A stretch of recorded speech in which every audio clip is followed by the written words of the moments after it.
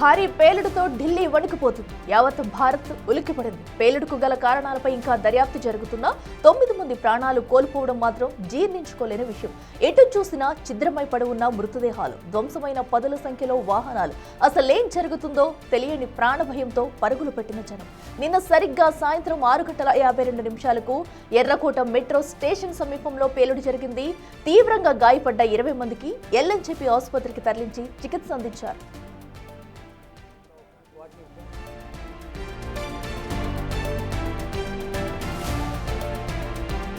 Traffic signal దగ్గర పేలుడు జరగడం, అదే సమయంలో మంటలు పక్కనే ఉండటంతో ప్రమాద తీవ్రత ఎక్కువైంది. అదీ కాకుండా హస్తినాలో ఉన్నవి గ్యాస్ కార్లు, ఆటోలు కావడంతో పేలుడు తీవ్రత చాలా ఎక్కువగా ఉన్నట్లు చెబుతున్నారు. పేలుడుకు గురైన i20 కారు ముక్కలవడం, దాని భాగాలని సుమారు 100 మీటర్ల దూరంలో పడి ఉండటం చూస్తే ఈ ఘటనకు కారణం కేవలం ప్రమాదం కాదని, ఇది ఒక కుట్ర అయి ఉండొచ్చని దర్యాప్తు సంస్థలు అనుమానిస్తున్నాయి.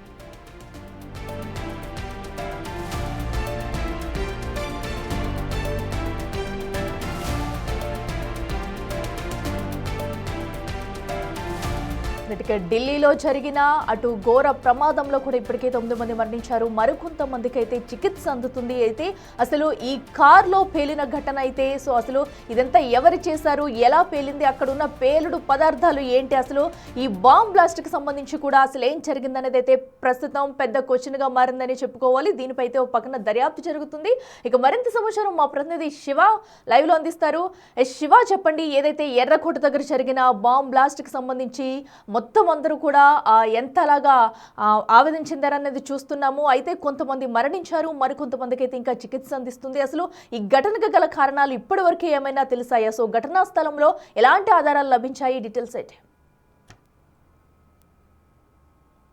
ఇలా నిన్న సాయంత్రం ఎర్రకోట సమీపంలో ఎర్రకోట గేట్ నెంబర్ 1 ఇటు ఎర్రకోట మెట్రో స్టేషన్ ఏదైతుందో గేట్ నెంబర్ 4కి మధ్యలో సిగ్నల్ వద్ద నిన్న సాయంత్రం 6:52 సమయంలో ఈ పేలుడు సంభవించింది. ఈ పేలుడు ఘటన పైన దర్యాప్తు సంస్థలు దర్యాప్తు చేస్తున్నాయి. NIA, నేషనల్ ఇన్వెస్టిగేషన్ ఏజెన్సీ, అలాగే anti terrorist squad, Delhi special cell పోలీసులు దర్యాప్తు కొనసాగిస్తున్నారు. ప్రజెంట్ మనం ఈ ఘటనా స్థలం వద్ద ఉన్నాం. మనం వెనుక చూస్తున్న ఈ ప్రాంతంలోని ఈ బాంబ్ బ్లాస్ట్ నిన్న ఈ పేలుడు సంభవించింది. ఈ పేలుడు ఏదైతే ఇక్కడ సిగ్నల్ ఏదైతే చూస్తూ ఉన్నామో ఆ సిగ్నల్కు పక్కనే కారు ఆగి ఉన్న సమయంలో రన్నింగ్లో ఈ పేలుడు సంభవించింది. రాత్రి వరకు కూడా ఈ డేరాలు ఏవి కూడా క్లాతులు కూడా ఏమీ లేవు. కానీ ఉదయం సమయానికి మొత్తం అడ్డుగా బార్కెట్లు పెట్టి ఈ క్లాతులు పెట్టి మొత్తం ఇక్కడ పోలీసులు కానీ, ఇటు FSL ఫోరెన్సిక్ ల్యాబ్కు సంబంధించిన నిపుణులు కానీ, ఇతర సిబ్బంది, నేషనల్ ఇన్వెస్టిగేషన్ ఏజెన్సీ, అలాగే యాంటీ టెర్రరిస్ట్ స్క్వాడ్ వీరంతా కూడా ఇక్కడ మొత్తం దర్యాప్తు కొనసాగిస్తున్నారు. ఆధారాలను కూడా కీలక ఆధారాలను సేకరిస్తూ ఉన్నారు. అయితే మొత్తం నిన్న జరిగిన ఘటనలో 9 మంది చనిపోయారు. వీరిలో 2 మృతదేహాలను ఇప్పటికే పోలీసులు గుర్తించారు. ఒకరు ఉత్తరప్రదేశ్, రెండవ మృతదేహం ఢిల్లీదిగా కూడా గుర్తించారు. అయితే మృతుల్లో అందరూ కూడా పురుషులే ఉన్నారు. నిన్న సాయంత్రం 6:52 సమయంలో ఈ ఘటన చోటు చేసుకుంది.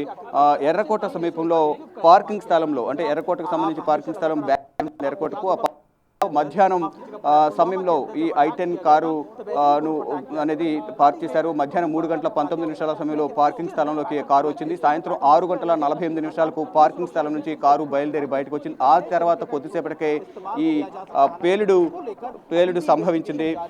మొత్తం పేలుడు సంభవించింది. ఈ ఎర్రకోటకు పేలుడుకు ఉపయోగించిన కారు ఏదైతే ఉందో గురుగాం RTO వద్ద రిజిస్ట్రేషన్ అనేది చేయబడింది. Car registration number HR26 CE 7674గా కూడా పోలీసులు గుర్తించారు. అయితే ఈ కార్ అనేది మొహమ్మద్ సల్మాన్ పేరు మీద రిజిస్టర్ అయింది. మొహమ్మద్ సల్మాన్ నుండి ఢిల్లీ పోలీసులు సల్మాన్ అరెస్ట్ చేశారు. ఆ తర్వాత అతను ఇప్పటికే కారును అమ్మేశారు అనేది కూడా పోలీసులకు సమాచారం అందించారు. అతని సల్మాన్ నుంచి తారిక్ అనే వ్యక్తికి, మరొక వ్యక్తికి ఈ కారును విక్రయించారు. అయితే తారిక్ పుల్వామా వాసిగా కూడా పోలీసులు గుర్తించారు. మొత్తంగా పోలీసులు గుర్తించారు. అయితే ఆ కోణంలో తారీఖ్ సంబంధించి కూడా ఆ కోణంలో దర్యాప్తు అయితే ప్రజెంట్ కొనసాగిస్తూ ఉన్నారు. మొత్తంగా ఎక్కడికక్కడ నిన్న బాంబ్ బ్లాస్ట్ జరిగిన తర్వాత పటిష్టమైన భద్రతను ఏర్పాటు చేశారు. మొత్తం ఢిల్లీ వ్యాప్తంగాను దేశవ్యాప్తంగా కూడా హై అలర్ట్ జారీ చేశారు. ఏదైతే ఈ క్లాత్స్ వైట్ క్లాత్స్ బార్కెట్లు అయితే కనిపిస్తున్నాయో దీని వెనకే ఈ బాంబ్ బ్లాస్ట్ జరిగిన ప్రాంతం. ఇక్కడ కార్లు I-20 కారు, దాని పక్కన మరొక ట్రక్కు, ఇటు పక్కన 2 ఆటోలు, 2 బ్యాటరీ వాహనాలు కూడా పూర్తిగా దగ్ధమయ్యాయి. ఇక్కడ ఈ FSL నివేదికకు సంబంధించి కూడా ఇక్కడ నిన్నటి నుంచి కూడా ఈ FSL ఫోరెన్సిక్ నిపుణులు మొత్తం అన్ని ఆధారాల కోసం కూడా లైటర్తో వెతుకుతూ ఏమైనా ఆధారాలు దొరుకుతాయా ఏంటనే కోణంలో కూడా అన్ని మొత్తం సెర్చ్ ఆపరేషన్ అయితే మొత్తం కూడా కొనసాగిస్తున్నారు.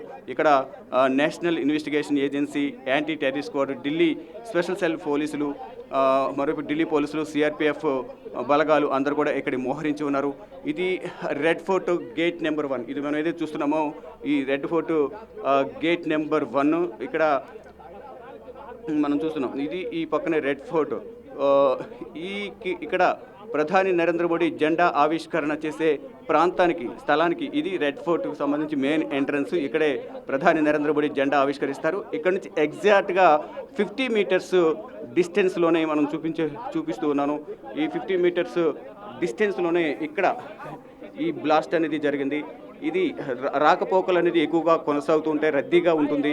అందులో నిన్న సోమవారం మరోవైపు రెడ్ ఫోర్ట్కి ఎక్కువగా సందర్శనకు వస్తూ ఉంటారు. మరోవైపు ఇక్కడ హిందూ, ముస్లిం అలాగే సిక్కులకు సంబంధించిన ఆలయాలు కూడా ఇక్కడ ఉన్నాయి, గురుద్వారా కానీ మసీద్ కానీ.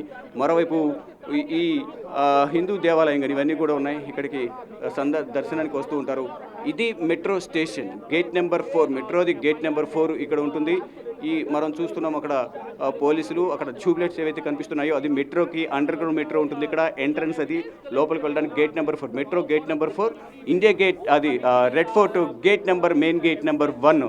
ఇక్కడ ఈ బ్లాస్ట్ అనేది జరిగింది. ఇక్కడ పోలీసులు అన్ని ఆధారాలను సేకరించే పనిలో నిమగ్నమై ఉన్నారు. దానిలో భాగంగా బ్లాస్ట్ జరిగిన వెంటనే ముందు I-20 కారు డీటెయిల్స్ అన్ని కూడా తీసుకున్నారు. ఆ కారు ఎక్కడి నుంచి బయలుదేరింది, ఎక్కడికి వచ్చింది, అసలు మధ్యాహ్నం పార్కింగ్లోకి ఎన్ని గంటలకు వెళ్ళింది, ఎన్ని గంటలకు బయటకు వచ్చింది. మధ్యాహ్నం 3:19 కారు పార్కింగ్లోకి వెళ్ళింది. 6:48 కారు పార్కింగ్ నుంచి బయటకు వచ్చింది. వితిన్ 4 or 5 మినిట్స్లోనే 6:52 ఇక్కడ సిగ్నల్ ఏదైతే ఉందో మనం చూస్తున్న ఈ సిగ్నల్, ఈ రెడ్ లైట్ అలాగే గ్రీన్ లైట్స్ ఏవైతే కనిపిస్తున్నాయో, ఆ పరదాలు ఏవైతే కనిపిస్తున్నాయో, వైట్ క్లాత్స్ ఏదైతే కట్టారో ఈ క్లాత్ల వెనకాల ఉన్న కారులోనే బ్లాస్ట్ సంభవించింది. ఈ బ్లాస్ట్కి దానిలో ఉన్న ప్రయాణిస్తున్న వారు కూడా చనిపోయారు. ఆ మంటలు వెనుకున్న మరో ట్రక్ కలుపుకున్నాయి. దాని పక్కనే బ్యాటరీ వెహికల్స్, 2 CNG ఆటోలు కూడా ఉన్నాయి. వాటి కూడా ఈ మంటలు వ్యాపించడంతో అవి కూడా దగ్ధమయ్యాయి. ఇక ఈ బ్లాస్ట్ జరిగిన వెంటనే FSL టీం, మెడికల్ టీం అలాగే clues teams, anti terrorist squad, మరోవైపు నేషనల్ ఇన్వెస్టిగేషన్ ఏజెన్సీ ఇలా ప్రతి ఒక్కరు కూడా ఆధారాలను సేకరించే పనిలో నిమగ్నమై ఉన్నారు. ఎప్పటికప్పుడు కేంద్ర హోంమంత్రి అమిత్ షా పోలీసు ఉన్నతాధికారులకు ఫోన్ చేసి వివరాలు సేకరిస్తూ ఉన్నారు. అయితే ఈ పుల్వామా అని ఏదైతే అడ్రస్ ఉందో ఈ RTO రిజిస్ట్రేషన్కి సంబంధించి కానీ ఈ పుల్వామాకు సంబంధించిన ఇక్కడ రిజిస్ట్రేషన్ చేయడం, అక్కడ డాక్యుమెంట్స్ అనేవి ఫేక్ డాక్యుమెంట్స్ ఇచ్చారా, అసలు ఒరిజినల్ డాక్యుమెంట్స్ ఇచ్చారా, ఈ తారీఖ్ అనే వ్యక్తి ఎవరు, నిజంగా తారీఖేనా, లేకపోతే అవి కూడా ఫేక్ డాక్యుమెంట్స్ క్రియేట్ చేశారా, ఆ తారీఖ్ అనే వ్యక్తి పుల్వామా అడ్రస్తో ఉన్న డాక్యుమెంట్స్ను సమర్పించారు. అయితే మొహమ్మద్ సల్మాన్ ఎప్పుడో ఆ కారును విక్రయించారు. అది కమర్షియల్ వెహికల్, HR రిజిస్ట్రేషన్ ఉన్న వాహనం. ఆ వాహనం ఎప్పుడో నేను అమ్మేశానంటూ కూడా పోలీసులకు మొహమ్మద్ సల్మాన్ సమాచారం ఇచ్చారు. సమాచారం ఇచ్చిన నేపథ్యంలో పోలీసులు వివిధ కోణాల్లో కూడా దర్యాప్తు కొనసాగిస్తున్నారు. అయితే ప్రధానంగా ఇక్కడ పుల్వామా టు ఫరీదాబాద్ అనే లింకులు ఏమైనా ఉన్నాయనేది కోణంలో కూడా చూస్తున్నారు. మహమ్మద్ అజ్ముల్ ఫరీదాబాద్లో ఆయన నివాసంలో, అదే జమ్మూ కాశ్మీర్కి సంబంధించిన వైద్యుడు ఇక్కడ ఫరీదాబాద్లో ఒక ఇంటిని అద్దెకు తీసుకుని నివాసం ఉంటున్నాడు. ఇక్కడ వైద్యుడికి చేపడుతున్నాడు, వస్తూ పోతూ ఉంటారు, ఇక్కడే నివాసం ఉంటారు. అయితే అతన తోటి సహచర మహిళా వైద్యురాలితో ఎక్కువగా సత్సంబంధాలు కలిగి ఉన్నారు. ఇక్కడ ఢిల్లీ వచ్చినప్పుడు కానీ ఫరీదాబాద్ వచ్చినప్పుడు కానీ ఆ మహిళ కారును వినియోగించేవారు అనేది కూడా పోలీసులు దర్యాప్తు శాఖ అధికారులు గుర్తించారు. దానిలో భాగంగా మహమ్మద్ ముజ్ముల్కి సంబంధించిన నివాసంలో దర్యాప్తు చేసిన తర్వాత అతను ఇచ్చిన సమాచారం మేరకు ముందుగా జమ్మూ కాశ్మీర్ అతని అదుపులోకి తీసుకున్నారు. తర్వాత అతని నివాసంలోని AK-47 గన్ను స్వాధీనం చేసుకున్నారు. దాంతోపాటు అతను ఇచ్చిన సమాచారం మేరకు ఫరీదాబాద్లో 360 కేజీల RDX అలాగే 2900 కేజీల ఈ పేలుడు పదార్థాలు ఇతర రసాయన పదార్థాలను స్వాధీనం చేసుకున్నారు. దానికన్నా ముందు 2 రోజుల ముందు గుజరాత్లో ATS పోలీసులు ముగ్గురిని అదుపులోకి తీసుకున్నారు. ఇక్కడ దానికి సంబంధించి హైదరాబాద్లో కూడా అదుపులోకి తీసుకున్నారు. దీంట్లో మ్యాక్సిమం అందరూ కూడా వైద్యులే ఉండటం. గతంలో మనం చూసాం నిరుద్యోగులు నిరక్షరాస్యులు ఎక్కువగా ఈ ఉగ్రవాదం వైపు ఎక్కువగా మొగ్గు చూపేవారు. కానీ ఇప్పుడు వైట్ కాలర్ ఉద్యోగులు అంటే డాక్టర్లు కూడా వైద్యులు కూడా ఇప్పుడు ఈ ఉగ్రవాదం వైపు మొగ్గు చూపుతున్నారు. డాక్టర్లను వినియోగించుకుని ఒక రెసిన్ అనే ఒక విషపూరితమైన ఇంజెక్షన్ను విష పదార్థాన్ని తయారు చేస్తున్నారు. దీని ద్వారా కూడా చాలా ప్రమాదం అనేది ప్రధానంగా వైద్యులు నిపుణులు గుర్తించారు. దీని ద్వారా కూడా విధ్వంసం సృష్టించాలనేది కూడా ప్రయత్నాలు చేస్తున్నట్లుగా కూడా తెలుస్తోంది. దానిలో భాగంగా శివ మనం చూసుకున్నట్టయితే ప్రధానంగా ఏదైతే పేలుడు సంభవించిన టైంలో కూడా ఆ కారులో ఎంతమంది ఉన్నారు, అసలు కారుకి సంబంధించిన కదలికలు ఏమైనా సీసీ ఫుటేజ్ ఆధారాలు ఏమైనా బయటకు వచ్చాయా అండ్ అలాగే బ్లాస్ట్ జరిగిన సమయంలో ఆ పేలుడులో ఎలాంటి పదార్థాలు వాడారు, ఎలాంటి రసాయనాలు వాడారు? ఎందుకంటే ఆల్రెడీ ఇప్పటికీ ఇంకా అక్కడ నిపుణులు అయితే ప్రతిదీ క్షుణ్ణంగా పరిశీలిస్తున్నారు, ఏమన్నా ఆధారాలు లభిస్తాయనేది కూడా. సో ఇప్పటి వరకు ఆ పేలుడుకి సంబంధించిన దానిలో ఎలాంటి యూజ్ చేశారనేవి ఏమైనా బయటకు వచ్చాయా?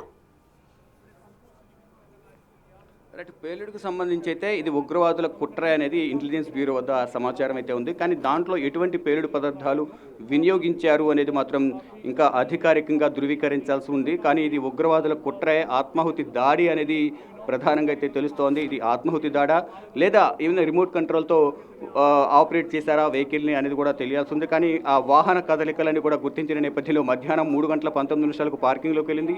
పార్కింగ్ నుంచి 6 గంటల 48 నిమిషాలకు బయటకు వచ్చింది.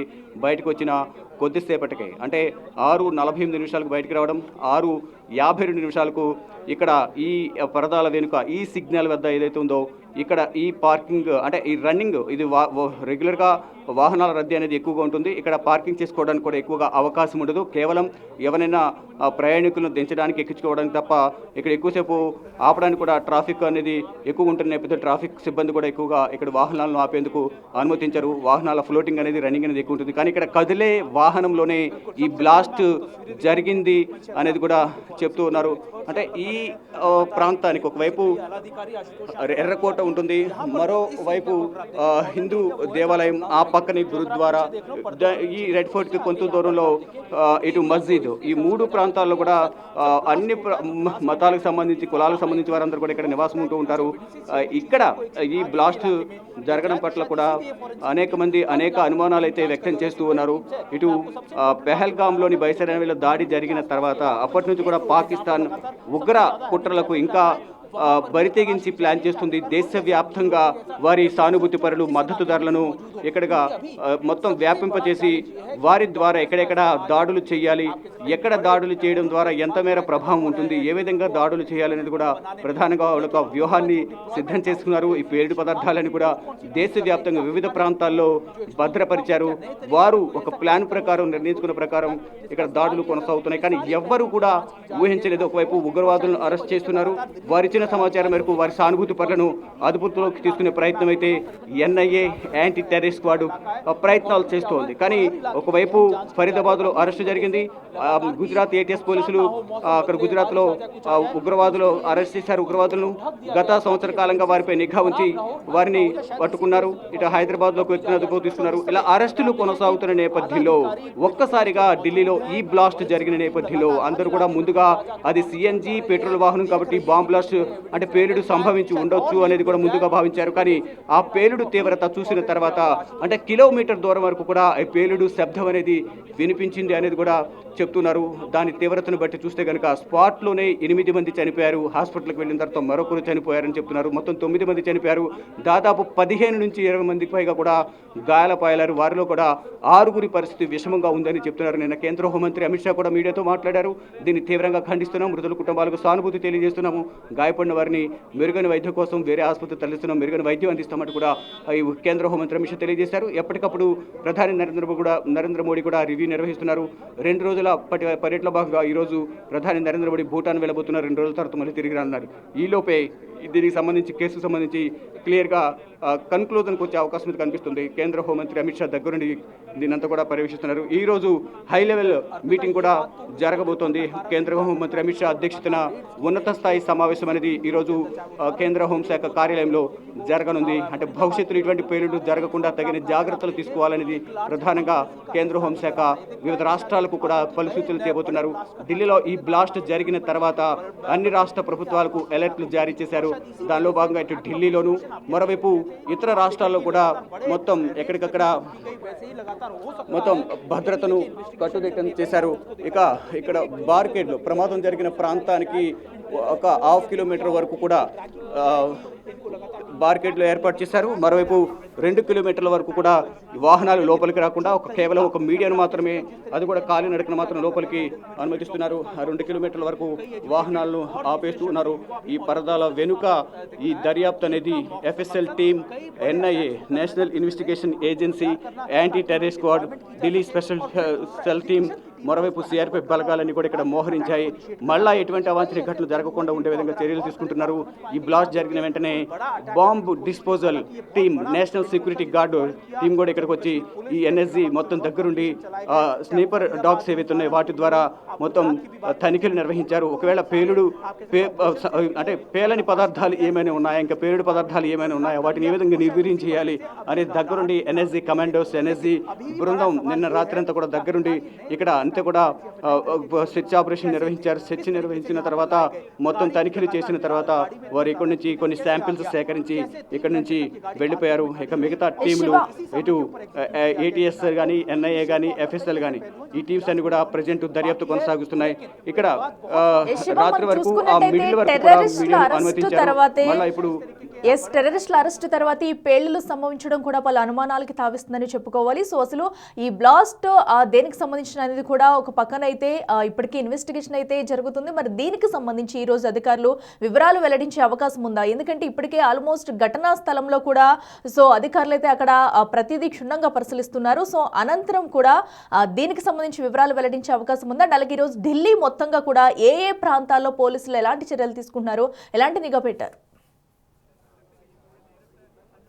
ఢిల్లీ వ్యాప్తంగా కూడా ఎప్పుడైతే ఈ టెర్రరిస్టులను అరెస్ట్ చేస్తున్నారో అప్పుడే అంతా అలర్ట్ జారీ చేశారు. మరోవైపు బ్లాస్ట్ జరిగిన తర్వాత మరింత కట్టుదిట్టమైన భద్రతను కూడా ఏర్పాటు చేశారు. నిన్న ఇదే ప్రాంతానికి ప్రధాని నరేంద్ర మోడీ కూడా ఇక్కడ పరిశీలనకు రావాల్సి ఉంది. కానీ కొన్ని కారణాల వల్ల ప్రధాని నరేంద్ర మోడీ ఈ పేలుడు సంభవించిన ప్రాంతానికి రాలేదంటూ కూడా ఉన్నత స్థాయి అధికార వర్గాలు చెప్తున్న ఇటు PMO కార్యాలయం నుంచి కూడా సమాచారం అయితే అందుతోంది. అయితే ఈ టెర్రరిస్టులను అరెస్ట్ చేసిన తర్వాతే ఈ బ్లాస్ట్ జరిగింది. కానీ వారిని టెర్రరిస్టులను అరెస్ట్ చేయకపోతే ఇంకా ఏ ప్రాంతాల్లో దాడులు చేసేవారు, ఎక్కడ బాంబ్ బ్లాస్టులు జరిగాయి అనేది కూడా ఊహకందని విధంగా కూడా ఊహించడానికే చాలా భయంగా ఉంది అనేది కూడా పోలీసు వ్యవస్థ చెబుతోంది. దానిలో భాగంగా ఏదైతే ఇప్పుడు వాహనం I-20 వాహనం ఏదైతే చెప్తున్నామో కారు పార్కింగ్కి వెళ్ళడం 3 గంటల 19 నిమిషాలకు, బయటకు 6 గంటల 48 నిమిషాలకు వచ్చింది, 7 గంటల 52 నిమిషాలకు బ్లాస్ట్ జరిగింది. అయితే ఈ కారు డీటెయిల్స్ అని చెక్ చేస్తే మొహమ్మద్ సల్మాన్గా గుర్తించారు. కానీ నేను ఎప్పుడో ఈ కారును విక్రయించానంటూ కూడా ఆయన చెప్పడంతో తారిక్ అనే వ్యక్తికి కారును విక్రయించారు. ఫేక్ డాక్యుమెంట్స్తో ఈ కారును కొన్నట్లు గుర్తించారు. అయితే తారిక్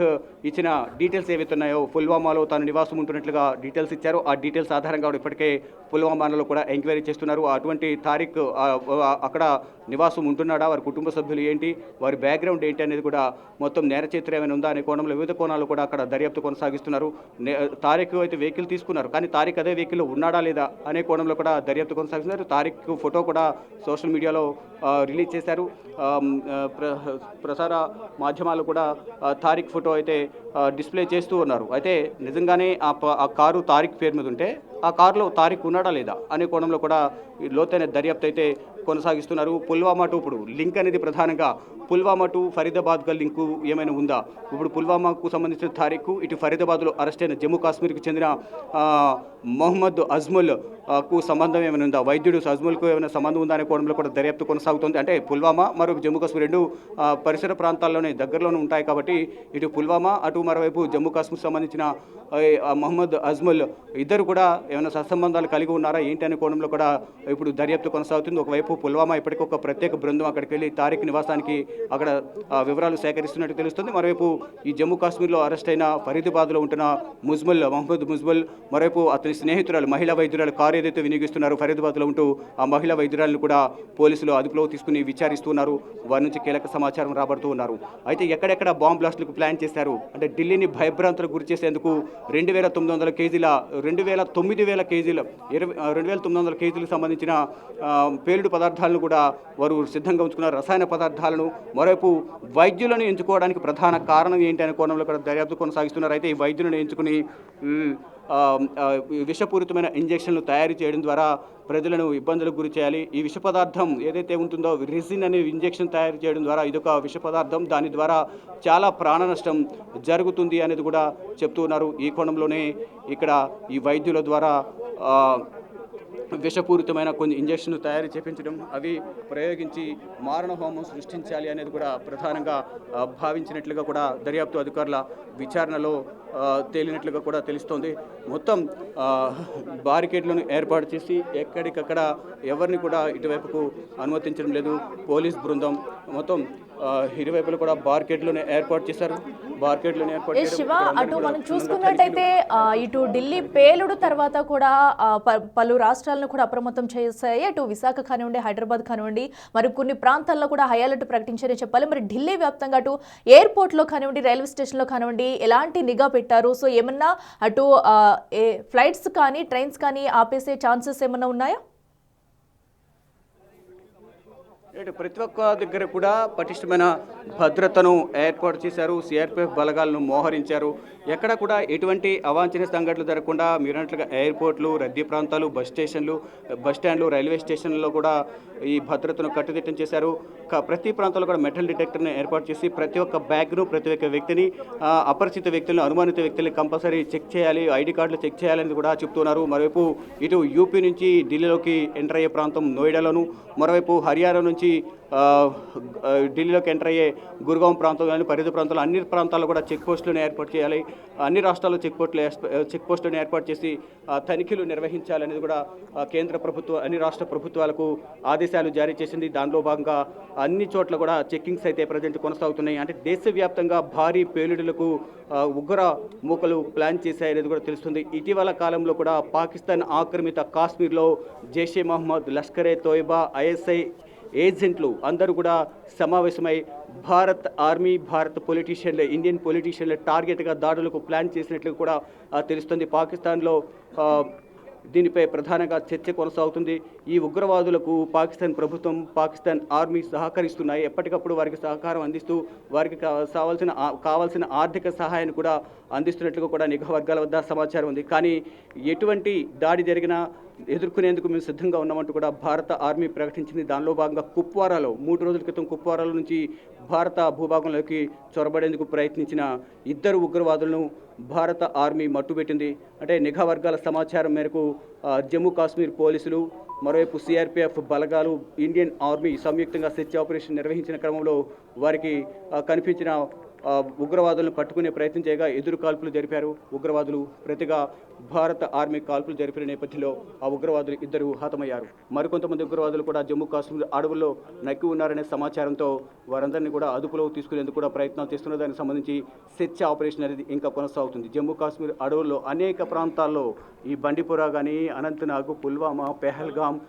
అనంతనాగ్ జిల్లాలో ఈ ఉగ్రవాదుల కదలికలు అడవుల్లో ఎక్కువగా ఈ నదీ పరివాహక ప్రాంతం, సింధు నదీ పరివాహం కానీ, జీలం కానీ, ఈ చిన్న చిన్న నదులు ఏవైతే ఉన్నాయో అటవీ ప్రాంతంలో నక్కి ఉన్నారు అనేది కూడా ప్రధానంగా నిఘా వర్గాలు గుర్తించాయి. వారిని సమయం చూసి, అదును చూసి పట్టుకునేందుకు ప్రణాళికను సిద్ధం చేస్తున్న దానిలో భాగంగానే వారందరినీ కూడా మట్టు పెడుతున్నారు. ఇదంతా సహించలేని, ఓర్చుకోలేని పాకిస్తాన్ ఉగ్రదాడులు చేసేందుకు ప్రయత్నం చేస్తుంది. ఈ బైసరన్ వ్యాలీలో జరిగిన ఉగ్రదాడి తర్వాత తీవ్రంగా దీన్ని ప్రతిఘటిస్తూ భారత ప్రభుత్వం ఉగ్రవాదాన్ని కూకటి వేలతో పెకిలిస్తాం, ఆ ఉగ్రవాదానికి ఆశ్రయిస్తున్న వారిని ప్రోత్సహిస్తున్న భూభాగాన్ని కూడా భూస్థాపితం చేస్తామంటూ కూడా ప్రధాని నరేంద్ర మోడీ, కేంద్ర హోంమంత్రి, భారత ప్రభుత్వం వారికి హెచ్చరికలు జారీ చేసింది. కానీ వాళ్ళు దాడులు చేస్తూనే ఉన్నారు. ఈ ఆపరేషన్ సింధూర్ పేరుతో ఉగ్ర స్థావరాలపైన దాడి చేసిన నేపథ్యంలో వారు కూడా ప్రతిదాడి చేశారు. ఇక ఇద్దరి మధ్య దాడులు ప్రతిదాడులు కొనసాగాయి. దీంట్లో భారత్ చేసిన దాడులకు పాకిస్తాన్ తట్టుకోలేక కాలవేరానికి వచ్చి కాల్పుల విరమణ ఒప్పందానికి నిర్ణయించుకుంది. అప్పటి నుంచి కూడా భారత్ను ఏదో ఒక విధంగా దెబ్బతీయాలి, దెబ్బ కొట్టాలి, ఏదో విధంగా ప్రాణ నష్టాన్ని వారికి మిగిల్చాలనేది కూడా పాకిస్తాన్ ప్రయత్నిస్తుంది. దానిలో భాగంగానే అప్పటి నుంచి కూడా అనేక ప్రయత్నాలు చేసింది. కానీ ఎక్కడ కూడా వారి ప్రయత్నాలు ఫలించడం లేదు. ఎక్కడికక్కడ భారత భద్రతా బలగాలు, భారత నిఘా టీం, ఇండియన్ నిఘా టీం అంతా కూడా వారి ఎత్తుగడలను తిప్పి కొడుతున్నారు. కానీ ప్రాణ నష్టాన్ని ఏదో ఒక విధంగా ప్రాణ నష్టాన్ని మిగిల్చాలని ప్రయత్నిస్తున్నారు. దానిలో భాగంగా వారికి ఉన్న స్లీపర్ సెల్స్ ఏవైతే ఉన్నారో దేశవ్యాప్తంగా ఇటు ఆంధ్రప్రదేశ్, తెలంగాణలో కూడా అనేక మంది స్లీపర్ సెల్స్ను వారు తయారు చేసుకున్నారు. వారిని ఇప్పటికే యాంటీ టెర్రరిస్ట్ స్క్వాడ్ అదుపులోకి తీసుకున్నారు. ఇలా ప్రతి ఒక్కరిని కూడా అదుపులోకి తీసుకుని వారందరినీ కూడా ప్రశ్నిస్తున్నారు. మొత్తంగా చూసుకుంటే ఈ ఉగ్ర దాడిలో వెనుక ఎవరున్నారనేది కూడా ప్రధానంగా ఇంకా తెలియాల్సింది. ఇక నిన్న జరిగిన ఈ ఉగ్రదాడిలో ఇప్పటి వరకు అందుతున్న సమాచారం ప్రకారం 9 మంది చనిపోయారు. దాదాపు 20 మంది వరకు కూడా గాయాల పాలయ్యారు. వీరిలో అందరూ పురుషులే.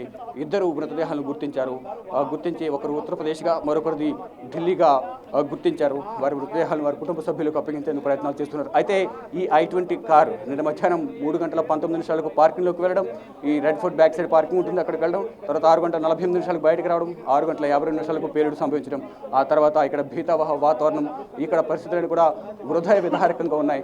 శరీర భాగాలు తెగిపడటం, మొత్తం సగభాగం వరకు కూడా పైకి మొండం, కింద కాళ్ళు అన్ని కూడా తెగిపడిపోవడం, ఇలా శరీర భాగాలు విడిభాగాలన్నీ కూడా తెగిపడిపోయిన నేపథ్యంలో చూడడానికి కూడా చాలా హృదయ విదారకంగా ఉన్నట్టు కూడా ప్రత్యక్ష సాక్షులు చెప్తున్నారు. ప్రజెంట్ అయితే దీనిపై దర్యాప్తు కొనసాగుతుంది. ఈరోజు ఉదయం 11 గంటల తర్వాత కేంద్ర హోంమంత్రి ఆధ్వర్యంలో ఈ పేలుడు ఘటనపై హై లెవెల్ మీటింగ్ను కేంద్ర హోంమంత్రి అమిత్ షా ఏర్పాటు చేశారు. సమావేశం జరగబోతుంది. ఇప్పటికే నేషనల్ ఇన్వెస్టిగేషన్ కానీ, యాంటీ టెర్రరిస్ట్ స్క్వాడ్, FSL అన్ని కూడా ఇక్కడ మొత్తం శాంపిల్స్ని సేకరించి ఫైనల్గా రిపోర్ట్ను త్వరలోనే ప్రభుత్వానికి అందజేయనున్నారు. అయితే ఇక్కడ పుల్వామాకు సంబంధించిన తారీఖు నివాసానికి అక్కడ దర్యాప్తు బృందం వెళ్ళింది. అక్కడ ఆ తారీఖు అసలు ఆ పుల్వామాలో ఉంటున్నాడా లేదా, ఫేక్ డాక్యుమెంట్స్తో ఇక్కడ రిజిస్ట్రేషన్ చేసుకున్నాడా అనేది కూడా చూడాల్సి ఉంది. దాంతోపాటు ఇటు పుల్వామా నుంచి ఫరీదాబాద్, పుల్వామా జమ్మూ కాశ్మీర్, అలాగే ఫరీదాబాద్ హర్యానా, ఇక్కడ లింకప్ ఏమైనా ఉందా, ఇద్దరికి కూడా ఏమైనా సత్సంబంధాలు ఉన్నాయా, వీరిద్దరి కోఆర్డినేషన్ ఇక్కడ పేలుడికి సంబంధించి ఏమైనా పేలుడు సంభవించిందా, పేలుడికి సంబంధించి ప్లాన్ చేస్తారనే కోణంలో కూడా దర్యాప్తు మొత్తం చూసుకుంటే ఈ నిన్న ఎర్రకోట వద్ద జరిగిన పేలుడికి సంబంధించి దర్యాప్తు కొనసాగుతుంది. దీనికి సంబంధించి ఉగ్రవాద కుట్రే, దీనికి ఉగ్ర కుట్ర ఉంది, ఉగ్రవాద సంస్థ ఎవరున్నా సరే దీనికి కఠినంగా శిక్షిస్తామంటూ కూడా కేంద్ర హోంమంత్రి అమిత్ షా ఒక ప్రకటన విడుదల చేశారు. ఇక ఈరోజు ఉదయం 11 గంటల తర్వాత కేంద్ర హోంమంత్రి అధ్యక్షతన ఉన్నత స్థాయి సమావేశం జరగనుంది. Akhila. Right Shiva, thank you.